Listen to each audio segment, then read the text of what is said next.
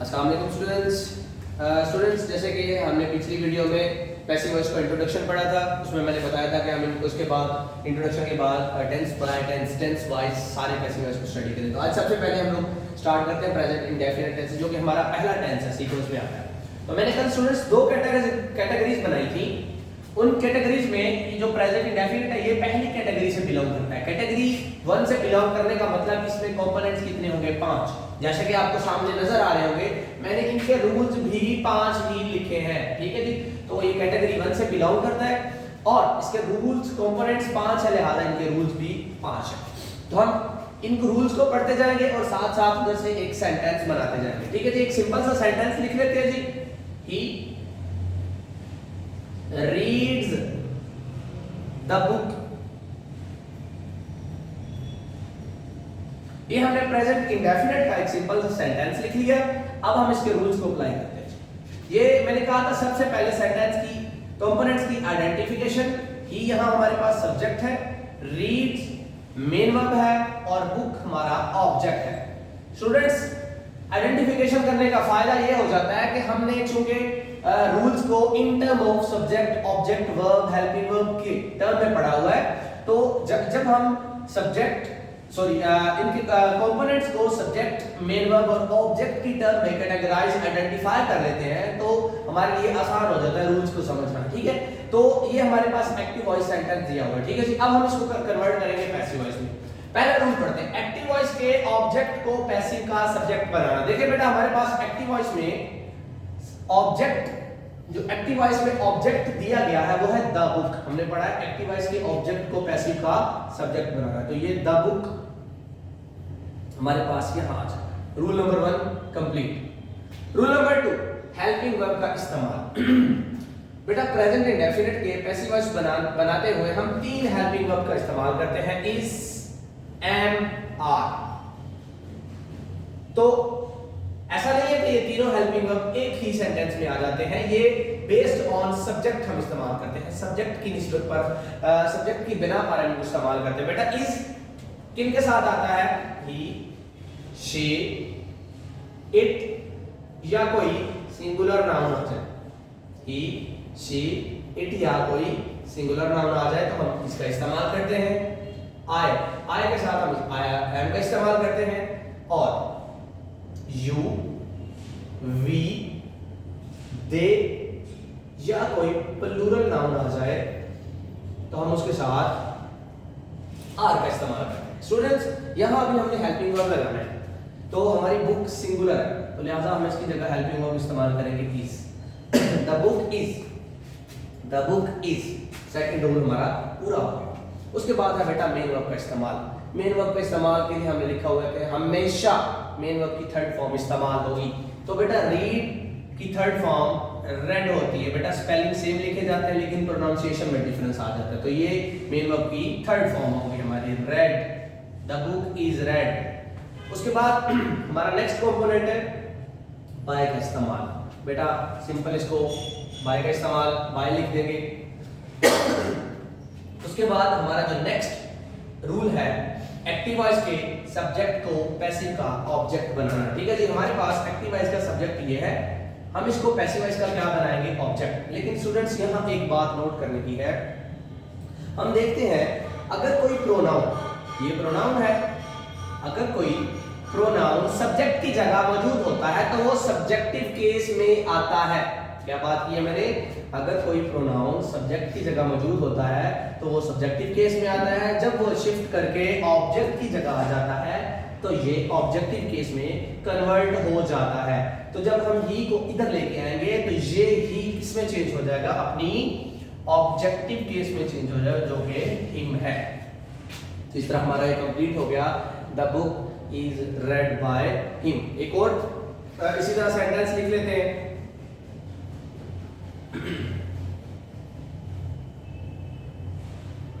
The boy beats the dog। ठीक है जी। इसमें सबसे पहले हमारी identification, the boy subject, beats verb, the dog object. इसको रूल अप्लाई करेंगे, एक्टिव वॉइस के ऑब्जेक्ट को पैसिव का सब्जेक्ट बनाना, द डॉग इधर आ जाएगा, उसके बाद हेल्पिंग वर्ब डॉग सिंगुलर है, चूंकि हेल्पिंग वर्ब इज आएगा। बीट, बीट की थर्ड फॉर्म होती है बेटा बीटन, बीट की थर्ड फॉर्म होती है बीटन। उसके बाद बेटा बाय का इस्तेमाल, और नेक्स्ट हमारा एक्टिव वॉइस के सब्जेक्ट को हम पैसिव का ऑब्जेक्ट बना देंगे द बॉय। ठीक है जी। इसी तरह हमने दो सेंटेंसेस कर दिए। ये हो गए बेटा हमारे असर्टिव सेंटेंसेस। असर्टिव,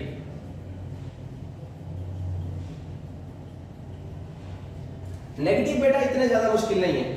क्यों मुश्किल नहीं है? नेगेटिव के लिए हमारा रूल होता है कि हम हेल्पिंग वर्ब के बाद नॉट लगा देते हैं। सिंपल एक रूल है, हम हेल्पिंग वर्ब के बाद नॉट लगा देते हैं तो जुमला हमारा नेगेटिव बन जाता है। यहां थोड़ा सा जो टफ है वो इंट्रोगेटिव है। इंट्रोगेटिव सेंटेंसेस थोड़े से टफ है जी।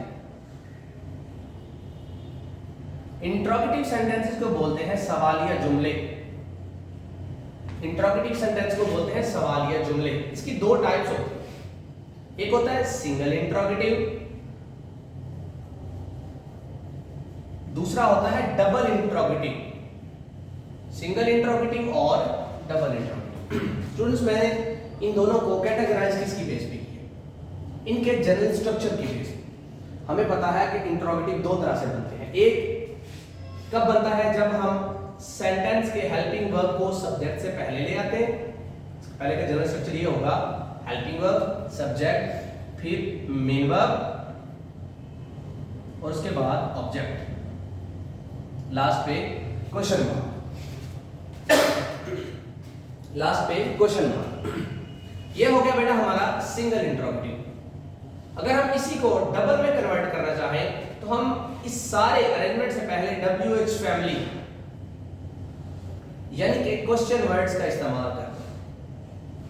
WH फैमिली यानी कि क्वेश्चन वर्ड्स का इस्तेमाल करते हैं। उसके बाद सारे का सारा सीक्वेंस इसी तरह आ जाता है, हेल्पिंग वर्ब, सब्जेक्ट, फिर मेन वर्ब और ऑब्जेक्ट। ये मैंने एक्टिव वॉइस की बेस पे दो जनरल स्ट्रक्चर लिखे हैं। किसके? इंट्रोगेटिव पे। सिंगल हो गया और ये वाला डबल हो गया। अब हम इन्हीं को अप्लाई करते हैं सेंटेंस पे पैसिव वॉइस के। चलें, पहला हमारा सेंटेंस है do you write a book. Students हमें पता है कि प्रेजेंट इंडेफिनिट टेंस में हेल्पिंग वर्ब इस्तेमाल नहीं होता। मैंने यहां लिखा है कि सिंगल इंट्रोगेटिव हेल्पिंग वर्ब को सब्जेक्ट से पहले लिख देने से बनता है, लेकिन प्रेजेंट इंडेफिनिट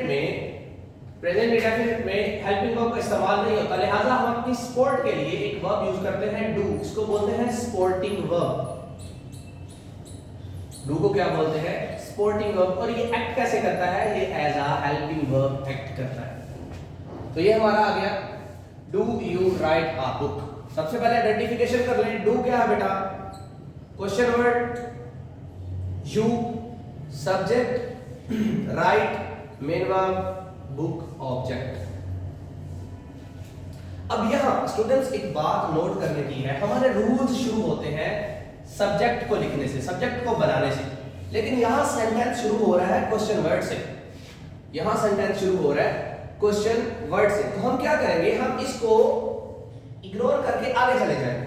इसको इग्नोर करने से मुराद इसकी जगह छोड़ेंगे। हम अपने ओरिजिनल सब्जेक्ट के पास आ जाएंगे जहां से हमारे रूल्स शुरू होते हैं। ये हमने जगह छोड़ दी। अब हम आगे हमारी जो असर्टिव वाली सीक्वेंस होती है, सबसे पहले हेल्पिंग वर्ब के एक्टिव वॉइस के ऑब्जेक्ट को अ बुक लिख दिया जी। ये हमारा पहला रूल हो गया। A book. बेटा हमारा दूसरा रूल है हेल्पिंग वर्ब का इस्तेमाल, इज, एम, आर। यहां एक बात नोट करने की है, प्रेजेंट इंडेफिनिट में डू डज इस्तेमाल होता है और पास्ट इंडेफिनिट में डिड। स्टूडेंट्स जब भी हम इसको पैसिव वॉइस बनाएंगे तो ये डू डज डिड खत्म हो जाएगा। डू डज और डिड खत्म हो जाएगा। इसकी जगह इज, एम, आर ले लेंगे जी। Is, M, are. मैंने क्या बात की? प्रेजेंट इंडेफिनिट में डू डज खत्म हो जाएगा, पास्ट इंडेफिनिट में डिड खत्म हो जाएगा। इनकी जगह क्या आ जाएगा? प्रेजेंट इंडेफिनिट में इज, एम, आर लेने की जगह और पास्ट इंडेफिनिट में वाज वर इसकी जगह ले लेंगे। अब इज आ गया तो हमने इसको इसकी मुनासबत से लगाना। अब बुक चूंकि सिंगुलर है तो हम यहाँ इज लगा दें, अब बुक। उसके बाद हमारी बारी है हेल्पिंग वर्ब का इस्तेमाल, main verb. Main verb right first form है इसकी, थर्ड फॉर्म है रिटर्न। इसके बाद हमें इस्तेमाल करना है बाय का, बाय यू। यू चूंकि सब्जेक्ट है, सब्जेक्ट की जगह मौजूद है, सब्जेक्टिव केस में होगा। ऑब्जेक्ट की जगह आएगा, ऑब्जेक्टिव केस में आ जाएगा। चूंकि यू की सब्जेक्टिव और ऑब्जेक्टिव केस एक ही है, लिहाजा यू भी एज सच यहां आ जाएगा। ये बेटा बात होगी हमारे सिंगल इंटरोगेटिव की। अब बारी है डबल इंटरोगेटिव। इधर हम डबल इंटरोगेटिव को थोड़ा सा डिस्कस करते हैं। डबल इंटरोगेटिव, डबल इंटरोगेटिव में क्या होता है, इसमें क्वेश्चन वर्ड्स WH फैमिली के अल्फाज इस्तेमाल होते हैं। Why do you beat the boy? Why do you beat the boy? हमने एक जनरल सा सेंटेंस ही। अब हमें कैसे पता चलेगा ये डबल इंटरोगेटिव है? क्वेश्चन वर्ड से। वाई चूंकि यहाँ क्वेश्चन वर्ड है तो हमें पता चल जाएगा ये डबल इंटरोगेटिव। उसके बाद डू हमारा सपोर्टिंग वर्ब जो एक्ट करेगा as a helping verb, you हमारा सब्जेक्ट, बीट मेन वर्ब और द बॉय ऑब्जेक्ट। अब पीछे यहाँ हमने सिंगल इंटरोगेटिव पढ़ा है तो हमने कहा था कि एक की जगह छोड़ देनी है, क्योंकि हमारे सब्जेक्ट तक पहुंचने में एक चीज की जो रुकावट थी। अभी हमारे पास सब्जेक्ट तक पहुंचने की दो रुकावटें हैं, एक वाई है एक डू है। वहां हमने एक की जगह छोड़ी है, यहां हम दो की जगह छोड़कर आगे चले जाएंगे। यहां जब दो की जगह आगे छोड़कर चले जाएंगे तो हम पहुंच जाएंगे अपने सब्जेक्ट के पास, और जो हमने रूल अप्लाई करना है एक्टिव वॉइस के ऑब्जेक्ट को पैसिव का सब्जेक्ट बनाएंगे। रूल क्या होगा, द बॉय। पहला रूल हमारा पूरा हो गया, द बॉय एक्टिव वॉइस के ऑब्जेक्ट को हमने पैसिव वॉइस के सब्जेक्ट की जगह लिख लिया। उसके बाद हमारा दूसरा रूल होता है हेल्पिंग वर्ब का इस्तेमाल। मैंने आपको बताया कि डू यहाँ हेल्पिंग वर्ब एक्ट कर रहा है, लेकिन जब इसको पैसिव वॉइस में कन्वर्ट करेंगे तो ये खत्म हो जाएगा और इसकी जगह इज एम आर में से एक आ जाएगा। और वो इज एम आर किसकी बेस पे अप्लाई होगा, हमारे नए आने वाले सब्जेक्ट की बेस पे। तो द बॉय सिंगुलर है, चूंकि इसकी जगह हम इज लगाएंगे, इज द बॉय। उसके बाद बारी आ गई मेन वर्ब की। मेन वर्ब की बेटा थर्ड फॉर्म इस्तेमाल होती है। उसके बाद आ जाता है हमारा बाय का इस्तेमाल, और उसके बाद हमारा एक्टिव वॉइस के सब्जेक्ट को पैसिव का ऑब्जेक्ट बनाना, जो कि यू उसी केस में इधर आ जाएगा। अब हमारे पास जगह बच गई थी एक जो हमने जगह छोड़ी थी। बेटा एक क्वेश्चन वर्ड के अलावा एक्सेप्शन है इसकी हु, एक्सेप्शन है इसकी हु के अलावा हमारे पास जितने भी क्वेश्चन वर्ड्स आएंगे हम उनको एज सच नीचे उतार देंगे, एज सच उनको हम नीचे उतार लेंगे। हमारा सेंटेंस कंप्लीट हो जाएगा, why is the boy beaten by you. क्या किया हमने, अपने असली सब्जेक्ट की तरफ जाते हुए दो जो रुकावटें थी उनकी जगह छोड़ दी। हम अपने जो असर्टिव सेंटेंस, बेसिकली हमने इसको पहले असर्टिव बनाना है, असर्टिव समझ के हमने इसको कन्वर्ट करने की कोशिश करनी है। उसके बाद जो चीजें इंट्रोगेटिव के लिए इस्तेमाल होती हैं हमने वो लगा देनी। द बॉय जो हमारा एक्चुअल जो न्यू सब्जेक्ट है, जो कि हमने ऑब्जेक्ट से ये सब्जेक्ट बना है, एक्टिव वॉइस के ऑब्जेक्ट से ये लिख के उसके बाद हमने रिवर्स आना है हेल्पिंग वर्ब का इस्तेमाल। चूंकि यहाँ do helping verb as act कर रहे तो डू खत्म हो जाएगा, इज एम आर में से कोई आएगा। अब क्या आएगा इज एम आर में से, ये डिपेंड करेगा द बॉय पे। द बॉय चूंकि सिंगुलर है इसकी जगह इज आएगा। फिर हम चले जाते हैं मेन वर्ब की तरफ। मेन वर्ब की हमेशा थर्ड फॉर्म बीटन, उसके बाद हमारा आ जाता है बाय, बाय, और उसके बाद हमारा लास्ट वाला रूल एक्टिव वॉइस के सब्जेक्ट को पैसिव का ऑब्जेक्ट बनाना। मैंने यहाँ एक बात बताई है कि अगर एक प्रोनाउन सब्जेक्ट की जगह मौजूद होगा तो वो सब्जेक्टिव केस में होगा, अगर एक प्रोनाउन ऑब्जेक्ट की जगह मौजूद होगा तो वो ऑब्जेक्टिव केस में होगा। हमने ये तो पढ़ लिया कि जब हम यहाँ ही को वहां लेके जाते हैं ऑब्जेक्ट की जगह तो हम इसकी सब्जेक्टिव केस में से सब्जेक्टिव केस को ऑब्जेक्टिव केस में कन्वर्ट कर देते हैं।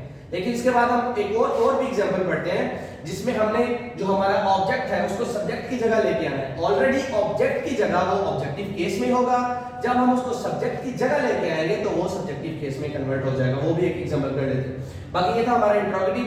अब मैंने एक एक्सेप्शन बताई है हु। बेटा क्वेश्चन वर्ड ऐसा है कि जिसको हम लोग बाय whom में कन्वर्ट कर देते हैं, बाय whom। ऐसे जुमलों की एक निशानी है जहां भी हु आता है वहां हमारा एक्चुअल सब्जेक्ट गायब होता है, एक्चुअल सब्जेक्ट होता नहीं है, उसकी जगह फिर हम हु का इस्तेमाल किया होता है और उस हु को बाय हूम में कन्वर्ट कर देंगे। ये बाय कहां से आया बेटा? एक्चुअली ये वही बाय है जो हम सेंटेंस के लास्ट पे लगाते हैं, ठीक है। तो यहां ये दोनों चीजें उठ के सब्जेक्ट की जगह आ जाएगी, बाय हूम, क्योंकि हमें ये मालूम नहीं है, इसका सब्जेक्ट हमें मालूम नहीं है। एक एग्जांपल करते हैं इसकी, हु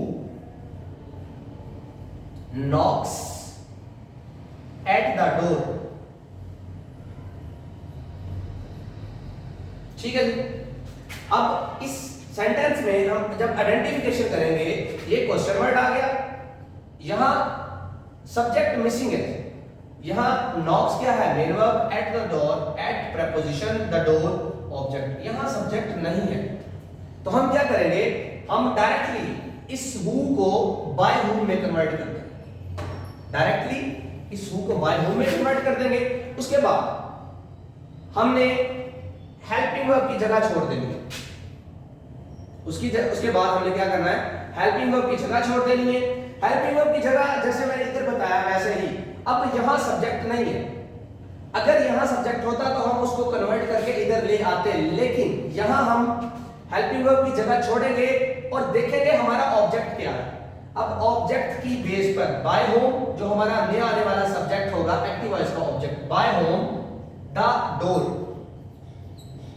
अब डोर सिंगुलर है तो इसके साथ हम कौन सा हेल्पिंग वर्ब लगाएंगे? Is. By whom is the door. Third form main verb की नॉक्ड, और लास्ट में हमारा प्रीपोजिशन एट आ जाएगा। ये एट प्रीपोजिशन बहुत इंपॉर्टेंट है, अगर सेंटेंस में ये नहीं लगा होता तो हमारा सेंटेंस गलत हो सकता है। तो स्टूडेंट्स ये था हमारा प्रेजेंट इंडेफिनिट टेंस। इंशाल्लाह नेक्स्ट हम पास्ट इंडेफिनिट को इसी तरह स्टडी करेंगे, मैं आपको कंपैरिजन में पढ़ाऊंगा। अगर हम पास्ट इंडेफिनिट को पढ़ना चाहें तो इधर से ही हम पढ़ सकते हैं, कैसे? उसी कैटेगरी से बिलोंग करता है, उतने ही रूल्स हैं। चेंज कहाँ है बेटा? चेंज यहाँ सिर्फ हेल्पिंग वर्ब के इस्तेमाल में, इज एम आर की जगह हम लोग वाज वर्ब का इस्तेमाल करेंगे, बाकी सारे के सारे रूल इसी तरह रहेंगे। तो इंशाल्लाह नेक्स्ट वीडियो में हम पढ़ेंगे पास्ट इंडेफिनिट। वस्सलाम।